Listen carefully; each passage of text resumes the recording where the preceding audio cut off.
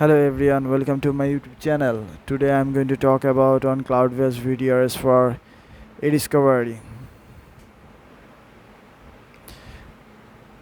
They are becoming increasingly popular for eDiscovery because they offer a number of advantages over traditional on-premises VDRs, including cost savings. Cloud-based VDRs are typically more cost-effective than on-premises VDRs because organizations do not need to invest in and maintain their own hardware and software.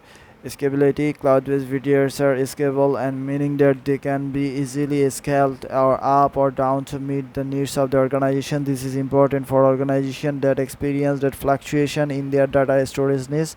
Then security: cloud-based VDRs use the latest security technologies to protect sensitive data from unauthorized access and theft. Then compliance: cloud-based VDRs can help organizations to comply with industry regulations such as General Data Protection Regulation. So benefits of using cloud-based VDRs for eDiscovery. There are a number of benefits to using cloud-based VDRs for eDiscovery, including centralized data storage. Cloud-based VDRs provide a centralized location to store all electronically stored information relevant to an eDiscovery matter.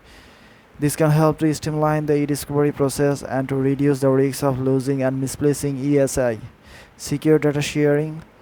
Cloud-based VDRs use the latest security technologies to protect your ESI from unauthorized access and theft. This is important for protecting the confidentiality of sensitive data. Collaborations. Cloud-based VDRs offer features that can facilitate collaborations between eDiscovery teams. For example, cloud-based VDRs allow users to share documents, leave comments, and discuss findings.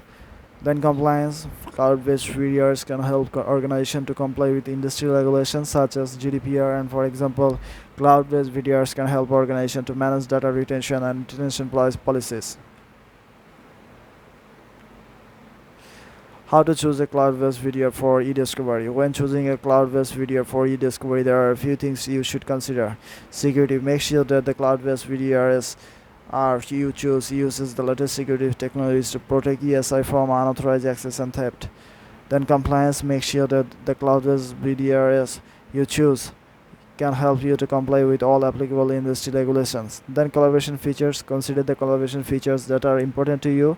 For example, some cloud-based VDRs offer features such as document sharing, commenting, and discussion thread. Then essay of use: choose a cloud-based VDR that is easy to use even for user with no prior experience with VDRs.